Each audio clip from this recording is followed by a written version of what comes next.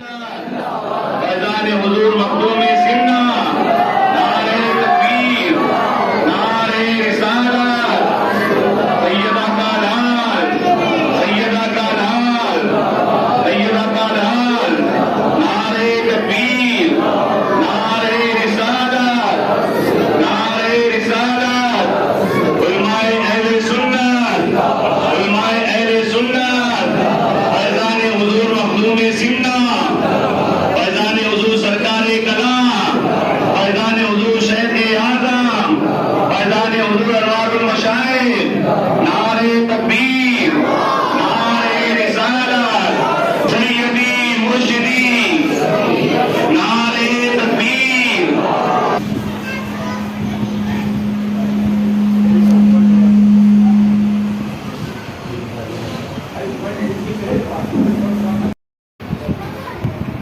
ہمارے سنی Islamic mission کے ایک فعال رکن محترم عبد الخالق پیٹرس اشرفی صاحب، انہیں آواز دوں گا کہ وہ آئے اور حضرت کی بارگاہ میں گلوکار پیش کرے۔ نعرہ تکبیر، نعرہ رسالت، حضور فیضان ملت۔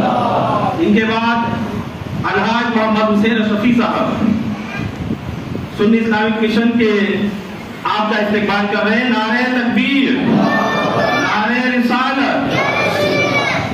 ان کے بعد سنی اسلامک مشن کے محمد اشرفی صاحب رکن سنی اسلامک مشن، یہ آپ لوگوں کے سامنے حضرت کا استقبال کر رہے ہیں۔ نعرہ تکبیر، نعرہ رسالت۔ ہمارے سرپرست محترم اور سنی اسلامک مشن کے رہنما محترم ریاض احمد قادری صاحب، جن کی کمی ہمیں محسوس ہو رہی ہے، الحمدللہ اس خانوادے سے ان کے بھتیجے یہاں پر حاضر ہے۔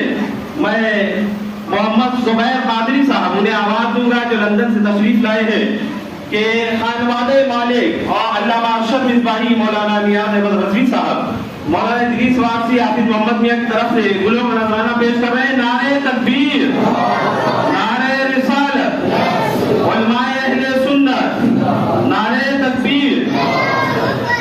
معزز حاضرین کرام، چند جملے جو آپ کے گوشے گزار کرنا نہایت ضروری ہے، وہ یہ کہ سنی اسلامک مشن تعمیری تبلیغی فلاحی ٹرسٹ مخدوم سمنا حضور سلطان مخدوم سید اشرف جہانگیر سمنانی رضی اللہ تعالیٰ عنہ کی روحانی سرپرستی کے سائے میں عرس مخدوم سمنا سن 2013 میں یہ مالیگاؤں کی دھرتی پر مالیگاؤں کے علماء کرام کے زیر سرپرستی وجود میں آیا ہے۔ الحمدللہ، جیسا کہ نام آپ نے سنا ہوگا، پڑھا ہوگا، کہ ادارے کا نام ہی ہے سنی اسلامک مشن تعمیری تبلیغی فلاحی ٹرسٹ۔ الحمدللہ ادارہ اول دن سے اب تک کے ان سادات اعظام کی نظر رحمت اور دعاؤں اور سائے کے تحت اپنے نام کے مطابق کام کر رہا ہے، تعمیری تبلیغی اور فلاحی۔ میں اللہ عز و جل کا سب سے پہلے بے پناہ شکر گزار ہوں، کروڑا کروڑ احسان ہے اس پاک پروردگار کا جس نے ہم جیسے کمزوروں نکموں سے کچھ دین کا کام لے دیا جو آپ لوگوں کے سامنے ہے۔ آئیے اب بلا تاخیر میں شہزادہ یاد رسول اولاد غوث اعظم فرزند سے مخدوم سمنا گل گلزار شفیعت فیضان ملت حضرت علامہ مولانا سید شاہ محمد فیضان اشرف صاحب قبلہ اشرف الجیلانی، انہیں آپ لوگوں کے روبرو کرتا ہوں کہ خدا یاد آئے جن کو دیکھ کر وہ نور کے پیکر، خدا یاد آئے جن کو دیکھ کر وہ نور کے پیکر، یہی نور نبوت ہے، یہی ہے ذل رحمانی، یہی ہے جن کے سونے کو فضیلت ہے عبادت پر، یہی ہے جن کے سونے کو فضیلت ہے عبادت پر، انہی کے اتباع پر ناز کرتی ہے مسلمانی، اور رہے دنیا میں اور دنیا سے بالکل بے تعلق ہو، پھرے دریا میں اور طلبوں کو ہرگز نہ لگے پانی. نعرے تکبیر، نعرے رسالت، حضور فیضان ملت، نعرے تکبیر، مسجد و مدرسہ حضور محدث اعظم ہند، نعرے تکبیر، نعرے رسالت، فیضان حضور محدث اعظم ہند، فیضان حضور اعلی حضرت اشرفی میاں، فیضان حضور مخدوم سمنا، فیضان غوث اعظم. نعرے تکبیر، نعرے رسالت.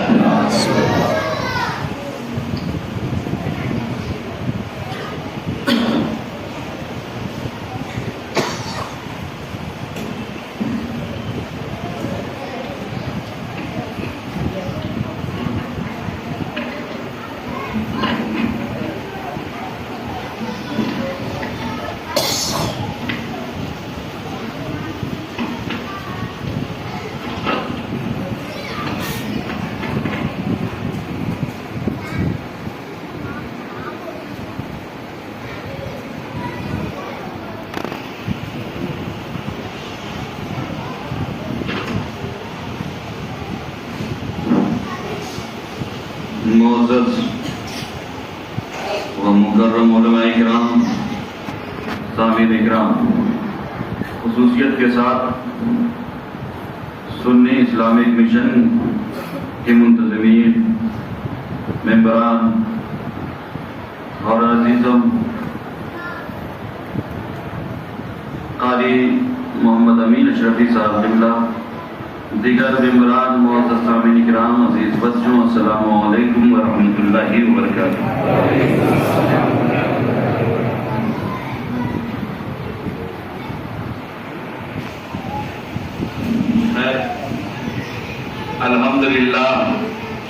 الحمدللہ الذی ابدع نظام الوجود واحترم حیات الاشیاء بمقتضى الجود وانشا بقدرت انواع الجواہر العقلیہ وافاض برحمت اجرام الفلکیہ والصلاة والسلام على ذوات الانفس القدسیہ المنزہۃ عن القدرات الانسیہ، خصوصاً على سیدنا مولانا محمد صاحب الآیات والمعجزات وعلى آلہ وأصحابہ التابعین للحجج والبینات. اعوذ باللہ من الشیطان الرجیم، بسم اللہ الرحمن الرحیم. وَلَوْ أَنَّهُمْ إِذْ ظَلَمُوا أَنفُسَهُمْ جَاءُوكَ فَاسْتَغْفَرُوا اللَّهَ وَاسْتَغْفَرَ لَهُمُ الرَّسُولُ لَوَجَدُوا اللَّهَ تَوَّابًا رَحِيمًا. صدق اللہ مولانا العظیم وصدق رسولہ النبی الامین المتین الکریم، ونحن على ذلك لمن الشاہدین والشاکرین والحمد للہ رب العالمین. لیکن خیر، کسی اور کے گھر میں نہیں بیٹھے ہوئے ہیں، ہم اور آپ اس رب کے گھر میں بیٹھے ہوئے ہیں جس نے ہمیں اور آپ کو پیدا فرمایا. دنیاوی گھر میں بیٹھ کر کے نہ جانے کتنے منٹ اور کتنے گھنٹے ہم ضائع کر لیتے ہیں. یہاں اگر 2-4 منٹ 10 منٹ 15 منٹ زیادہ ہو جائے تو انشاءاللہ ہمیں امید ہے کہ اللہ رب العزت کی رحمتیں برس رہی ہیں، اس کی رحمتوں کے چھینٹے ہم پر پڑیں گے.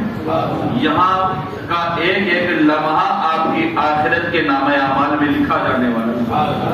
تو مجھے امید ہے کہ اگر 2-4 منٹ زیادہ ہوں تو پھر آپ کے ماسوں پر فکر نہیں ہونا چاہیے. باتیں کریں کیونکہ وقت کی قلت بھی دامنگیر ہے. بات کریں قبل اس کے حمد کے 2 اشعار کی. حمد و ثنا ہے تیری کون و مکان والے، حمد و ثنا ہے تیری کون و مکان والے، اے رب ہر دو عالم دونوں جہان والے، اے رب ہر دو عالم دونوں جہان والے. اور میں اس کی دسترس میں ہوں مگر وہ مجھے میری رضا سے مانتا ہے. ابھی میرے سامنے باتیں ہو رہی تھی کہ یہاں یہ جو کام کیا گیا للہ، خالص اللہ کی رضا کے لیے. مقصد اس مشن اور اس اسلامک مشن کا کوئی اور مقصد نہیں ہے، صرف رب کی رضا کے لیے ہے نا، خدا کی رضا کے لیے. میں اس کی دسترس میں ہوں مگر وہ مجھے میری رضا سے مانتا ہے. اور وہ میری ہر کیفیت کیوں نہ جانے، وہ میرے سب حوالے جانتا ہے. میری ہر کیفیت کیوں نہ جانے، وہ میرے سارے حوالے جانتا ہے. اور ہوا کے دوش پر لفظوں کی کارواں اترے، ہوا کے دوش پر لفظوں کی کارواں اترے، تیری حیات کے پیغام جاویزاں اترے، تیری حیات کے पैगाम जावेजा उतरे। और जिस नाम से इस खाने खुदा को निस्बत हासिल है उनके हवाले से मैं बातें ना करूं तो फिर हक अदा नहीं होता हमारी बातों का और मकसद पूरा नहीं होता। हवा के दोष पर लफ्जों के कारवां उतरे, तेरी हयात के पैगाम जावेजा उतरे और लिए चरागे हिदायत अंधेरी रातों में, लिए चरागे हिदायत अंधेरी रातों में। अरे रसूल पाक के बेटे कहां कहां उतरे।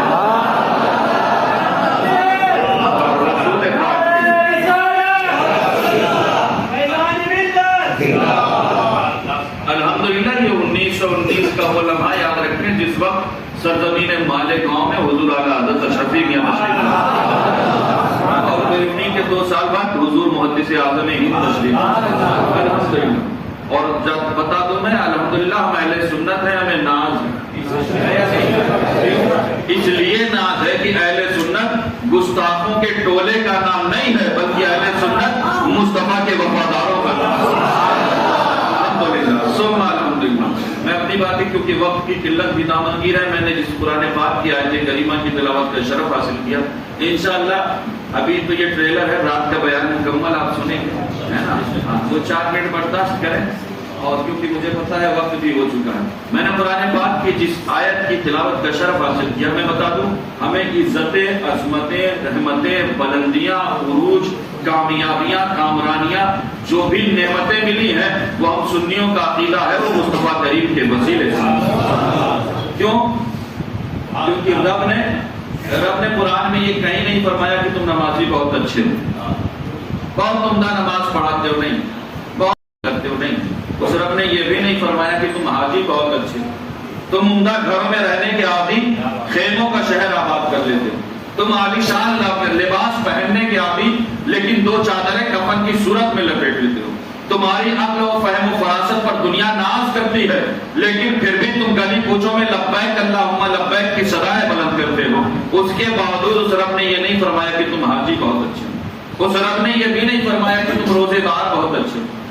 तुम्हारी फ्रिज में दुनिया भर के आइटम्स भरे होते हैं फिर भी तुम उस रब की रजा के लिए रोजे रखते हो। तुम्हारे हल्क पर कांटे चुभ रहे हों फिर भी तुम रोजों को नहीं छोड़ते। हद तो ये है कि तुम अपने छोटे छोटे बच्चों से रोजे रखवाते हो। उसके बावजूद उस रब ने ये नहीं फरमाया कि तुम रोजेदार बहुत अच्छे। उस रब ने ये भी नहीं फरमाया कि तुम ज़कात और खैरात देने में बहुत आगे हो, बहुत अच्छी ज़कातें अदा करते हो, माल तुम्हें बहुत अजीज है, बहुत मेहनतों और मशक्कतों से कमाते हो फिर भी खर्च करते हो। बल्कि जानते हैं उस रब ने क्या फरमाया है? उस रब ने फरमाया है कि तुम उम्मत सबसे बेहतरीन, उम्मत सबसे बेहतरीन। और उम्मत किसकी होती है? उम्मत नबी की होती है।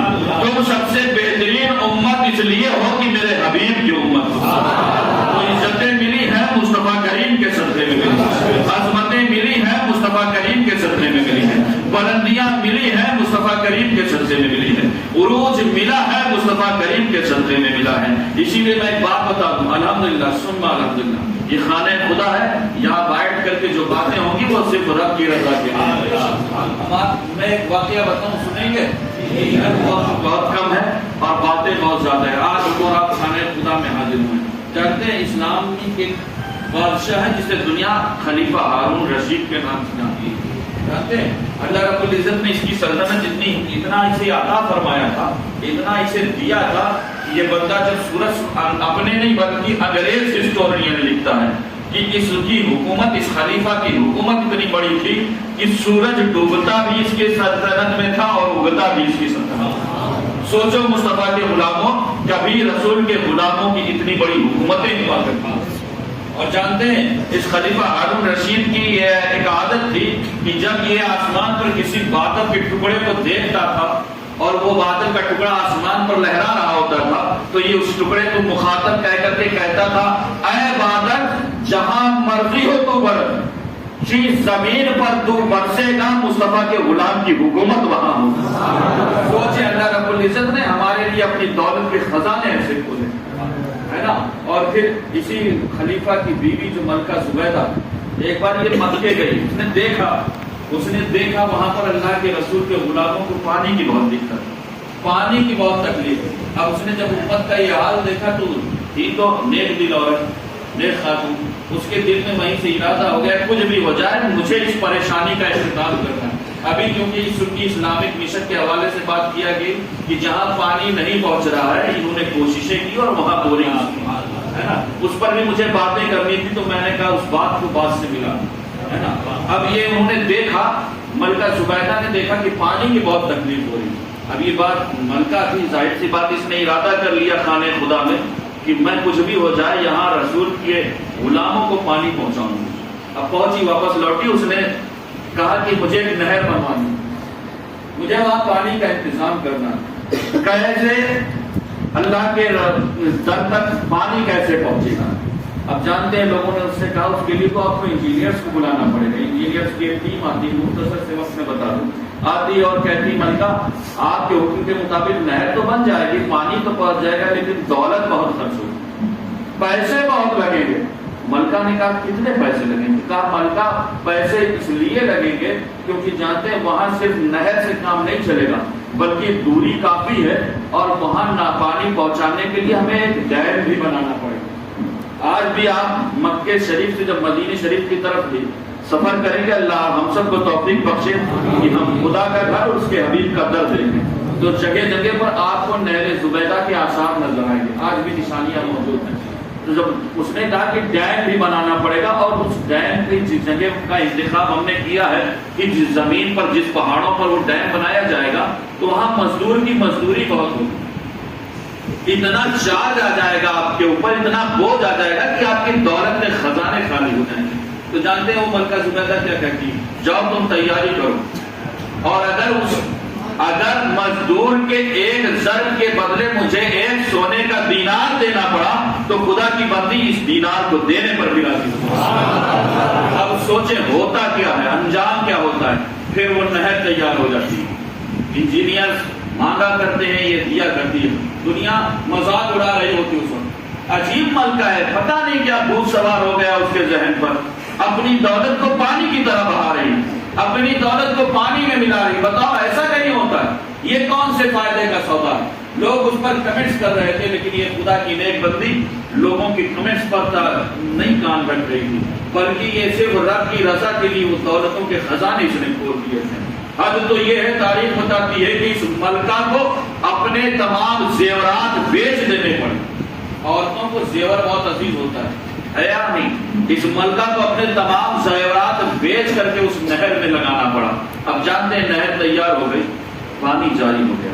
اب جتنے پیسے دیے تھے نا، تو جو انجینئرز تھے اس کا پورا بایو ڈاٹا ڈاکومنٹس لے کر کے آتے ہیں اور وہ فائل لے کر کے آتے ہیں، لانے کے بعد کہتے ہیں ملکہ وہ جو پیسے آپ نے دیے تھے، وہ درہم و دینار جو دیے تھے، ان کا یہ پورا خرچہ اس فائل میں درج ہے، جنہیں آپ دیکھ لیں کہ جو آپ نے دیا ہے وہ پورا ایک ایک یہ لگے ہوگا۔ ملکہ نے اس کاغذ کی فائل کو پکڑا اور اپنے خادم کو آواز دی کہ خادم اس فائل کو لے جا اور دجلہ میں ڈال دے، دجلہ میں ڈال دے، اور اس کے بعد آسمان کی طرف منہ چہرہ کر کے کہتی ہے رب آج میں ان کا حساب نہیں لیتی، میدان محشر میں تو میرا حساب مت لے۔ میں نے یہ جو کام کیا ہے نا، یہ حساب لینے کے لیے نہیں بلکہ تیری رضا کے لیے ہے۔ اور پھر جانتے ہیں پھر کیا ہوتا ہے، چند دنوں چند سالوں کے بعد یہ ملکہ فوت ہوتی۔ اب لوگوں نے بہت کمنٹس کیا تھا یار اس نے تو اپنی دولت کو پانی کی طرح بہایا، تو یہ جو ملکہ تھی اس کا انجام کیا ہوا، اسے انعام کیا ملا؟ تو جانتے ہیں یہ جو ملکہ تھی اس کی سہیلی بھی ایک تھی، نیکوں کی سہیلیاں بھی نیک ہوا کرتی۔ اب اس نے خواب میں دیکھا، تو خواب میں دیکھتی کیا ہے کہ ملکہ جنت کے ایک محل میں ٹہل رہی تھی۔ اب وہ جنت کے ایک محل میں ٹہل رہی تھی تو ملکہ سے پوچھا کہ ملکہ یہ بتاؤ تم تو یہاں بہت آرام سے ہو، بہت خوش ہو، لیکن یہ بتاؤ جس نہر کو کھدوانے کے لیے نہ زمانے نے تمہیں دانے دیے تھے، جس نہر پر زمانے نے تمہیں پاگل اور مجنون کہا تھا، نہ جانے کیا کہا تھا، بتاؤ اس نہر پر انعام کیا ملا؟ تو ملکہ کہتی ارے اس رب کے فضل کی نہ پوچھ، اس رب کی رحمت کی نہ پوچھ، بلکہ جانتے ہیں رب تو اتنا اپنے بندوں پر مہربان ہے کہ میری قبر پر سوال و جواب کے فرشتے بعد میں آئے ہیں، اب رب نے اپنی رحمت کا سایہ پہلے دے دیا۔ اور جانتے ہیں آواز قدرت آتی ہے کہ ملکہ تیری بخش کہ جب اس نہر کو کھودنے کے لیے کسی مزدور نے اپنا پہلا ضرب مارا تھا پورے کا، اس پہلے ضرب کے صدقے میں رب نے تجھے جنت عطا فرمایا۔ تو سوچیں رب کی رضا پر خرچ کرنے کا انعام کیا ملتا ہے۔ اللہ رب العزت آپ بے پناہ بے شمار آپ پر مبارکباد ہو آپ کو کہ اللہ نے آپ کو توفیق بخشا، آپ نے کسی دنیا دار کے گھر کے لیے نہیں بلکہ اللہ کے گھر کے لیے تعاون کیا ہے۔ اللہ رب العزت آپ کی کمائیوں میں برکتیں عطا فرمائیں اور آپ کو وہ عزم اور ہمت اور حوصلہ عطا فرمائیں کہ آپ ایسے ہی سنی اسلامک مشن کی مدد کرتے رہیں، دامے دل میں سکھنے آپ سے جو بھی ہو سکے۔ اللہ رب العزت جانتے ہیں کہ دور تھا، ایک وقت تھا جب ہمارے بزرگوں سے پوچھئے، اپنے گھر کے بوڑھوں سے پوچھئے تو وہ آپ کو بتائیں گے کہ دوپہر میں کھانے کے بعد رات میں کیا کھائیں گے ان کا پتہ نہیں رہتا، رات میں کیا کھا لیا اور صبح کیا کھائیں گے اس بات کا انہیں علم نہیں رہتا تھا۔ تنگی کے وہ دن تھے۔ جانتے ہیں جب کسی کے ہاں مہمان دو چار آ جاتے تھے تو پھر پڑوسی کے گھر سے ہانڈیاں منگائی جاتی تھی کھانے پکانے کے لیے، پڑوسی کے گھر سے بستر منگایا جاتا تھا اس کے اوپر اسے لٹانے کے لیے۔ لیکن آج کیا ہے؟ آج حالات یہ ہیں کہ اللہ رب العزت نے ہمیں اپنے دولت کے خزانے کھول دیے۔ ابھی 2 سال پہلے لاک ڈاؤن کا منزل گزرا ہے، کون نہیں جانتا اس شدت اور اس سختی کے دنوں کو، لیکن رب کا احسان ہے کہ دنیا میں جس قوم نے سب سے زیادہ خدمت خلق کی ہے وہ کوئی اور قوم نہیں بلکہ وہ مسلمان ہے۔ اور اس بات کا اعتراف اپنے تو اپنے غیروں نے کیا ہے کہ جس طرح مسلمانوں نے لاک ڈاؤن میں اپنی دولت کے خزانے کھول دیے، ایسی مثال دنیا میں دیکھنے کو ملتی نہیں۔ سوچیں آج حالات اللہ نے ہمیں اتنا نواز دیا ہے نا کہ ایک وقت میں اگر ہمارے گھر پر سینکڑوں مہمان آ جائیں تو ہمیں پڑوسی کے گھر میں جھانکنے کی ضرورت نہیں، اگر سینکڑوں لوگ آ جائیں تو پھر ہمیں کسی اور کے در پر دروازے پر دستک دینے کی نہیں ہے۔ آج ہمارے پاس اللہ نے اپنی رحمتوں کے خزانے ایسے کھول دیے ہیں کہ ہمارے کچن میں مہینوں کا راشن بھرا پڑا ہوا ہے، لیکن سوچیں اللہ رب العزت نے ہمیں دینے میں کمی نہیں کی تو پھر ہمیں اس کی بارگاہ میں خرچ کرنے میں کمی کیوں کریں گے؟ اللہ رب العزت کی بارگاہ 2:15 ایک واقعہ اور بتا تو سننا چاہیں کہ اسی خلیفہ ہارون رشید کی زندگی کا ایک واقعہ مجھے ابھی بیان کرتے ہوئے یاد آ گیا۔ یہی خلیفہ ہارون رشید ہے نا، جب انہوں نے دیکھا اپنی بیوی کا یہ کام تو انہوں نے بھی ارادہ کیا کہ میں بھی کچھ کروں گا۔ اب ظاہر سی بات ہے کمپٹیشن تو ہوتا ہی ہے گھر میں، ہے نا۔ اب انہوں نے کیا کیا، اس نے محل بنائی ہے تو میں خدا کا گھر بناؤں، اور یہ خلیفہ ہارون رشید اب بادشاہ جانتے ہیں، اس نے کہا میں ایسا خدا کا گھر بناؤں گا کہ کسی سے 1 روپیہ بھی نہیں لوں گا، کسی سے 1 روپیہ نہیں لوں گا، شاندار خدا کا گھر بنواؤں گا لیکن پیسہ کسی سے نہیں لوں گا۔ اب بادشاہ وقت کا اعلان کون ہمت کر سکتا ہے اس کے آگے، لیکن جانتے ہیں اس نے گھر بنوایا، اللہ کا گھر بنوایا، مسجد تعمیر ہو گئی۔ اب مسجد جب تعمیر ہو گئی، مکمل شاندار گھر اور خدا کا گھر بننے کے بعد نماز شروع ہو گئی۔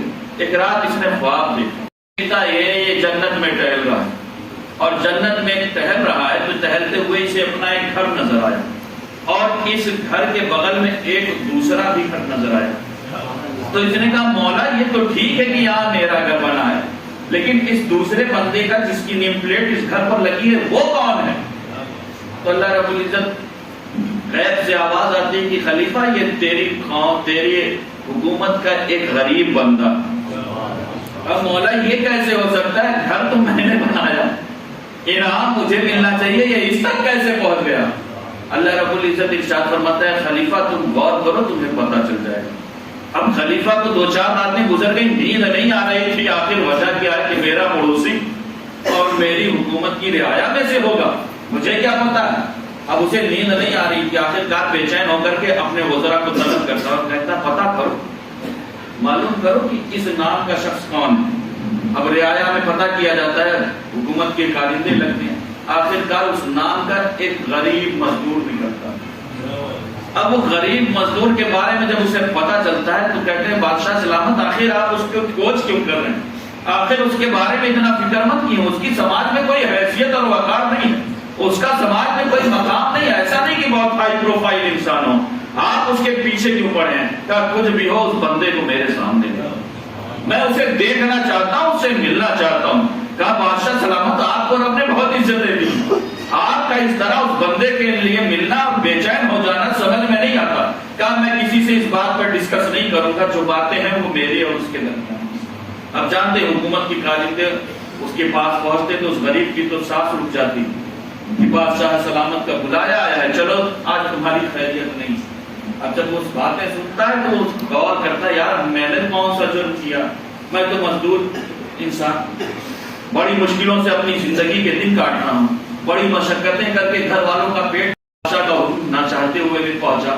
اب جب وہاں پہنچا تو بادشاہ کی چہرے کی نظریں جب اس کے چہرے پر پڑی تو فوراً اپنے مقام سے کھڑا ہو جاتا ہے اور کھڑا ہو کر کے اپنے تمام وزراء سے کہتا ہے کہ مجھے تخلیہ کر دیا جائے، مجھے تنہا کر دیا جائے، اس روم اس حجرے کو خالی کر دیا جائے، اس میں میں اور یہ ہوں گا، مجھے خلوت کا موقع ملے۔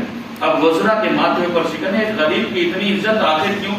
بادشاہ اس سے تنہائی میں کیا باتیں کرنا چاہتا ہے، لیکن بادشاہ کا حکم ہے، وہ سب رخصت ہو جاتے ہیں۔ اب بادشاہ اور وہ مزدور ہے، اب مزدور کے ہاتھ اپنے ہاتھ پر لے کر کے بادشاہ کہتا ہے یہ ایک بات بتائیں، سچ اور ایمانداری سے پوچھنا، ایک سوال پوچھنا چاہتے ہیں، سچائی اور ایمانداری سے بتانا، تم بتاؤ تم نے عمل کون سا کیا؟ اب بادشاہ سلامت میرا عمل کیا، میں تو مزدور انسان ہوں، میری کیا حیثیت ہے، صبح شام محنتیں کرتا ہوں تب گھر کے 2 روٹی کا انتظام ہوتا ہے۔ کہا نہیں، تم نے کچھ ایسا کیا ہے کہ رب نے تمہیں بہت انعامات سے نوازا۔ جب بادشاہ کی یہ باتیں سنی تو اس نے کہا بادشاہ اگر سزا معاف ہو تب میں بول سکتا ہوں۔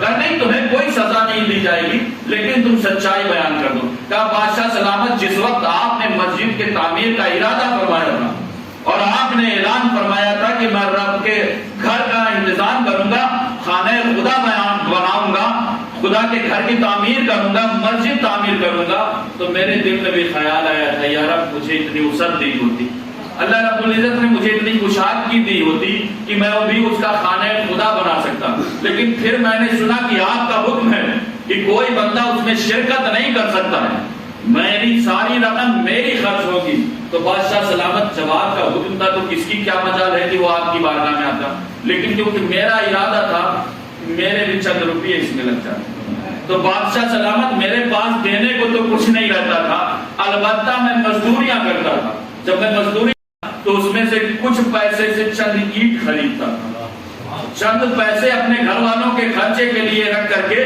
کچھ پیسوں سے وہ اینٹ رکھتا تھا، اس اینٹ کو خریدنے کے بعد اس اینٹ کو خاموشی سے اپنے گھر میں چھپا کر رکھتا تھا، پھر جب رات کا اندھیرا ہو جاتا تھا لوگ نظر نہیں آتے تھے، اس اندھیرے کا فائدہ اٹھاتے ہوئے ان اینٹوں کو آپ کے بھیجے ہوئے اینٹ میں لے جا کر کے ملا دیتا تھا تاکہ کسی کو پتہ نہ چلے۔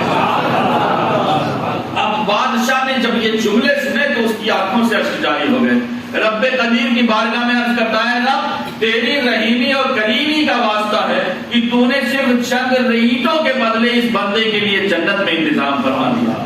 تو اللہ رب العزت نے جس حیثیت سے بھی آپ کو نوازا ہے، میں یہ نہیں کہتا کہ لاکھ کروڑ آپ کو دینا ہے، 1000 10,000 دینا ہے، اللہ رب العزت نے جتنی وسعت دی ہے، جتنی طاقت دی ہے، صرف اللہ کی رضا کے لیے، رب کی خوشنودی کے لیے، اللہ کے گھر کی تعمیر کے لیے اس میں حصہ لے، اللہ رب العزت اتنی برکتیں دے گا، اتنی نعمتیں دے گا کہ اس کا شمار غیر ممکن ہے۔ اللہ رب العزت کی بارگاہ میں عرض ہے کہ ہم سب کو اللہ اور اس کے رسول کی رضا میں جینا اور مرنا سکھائے، کیونکہ جانتے ہیں آج ضرورت اس بات کی ہے کہ ہمیں خانہ خدا کی تعمیر بھی کرنا ہے اور خدا کے گھر کی حفاظت بھی کرنا ہے، اپنے سجدوں کو اپنی مسجدوں کو اپنی سجدوں سے روشن کریں، مسجدیں تو شاندار بنائیں لیکن اس میں ساتھ ساتھ اپنے بچوں کو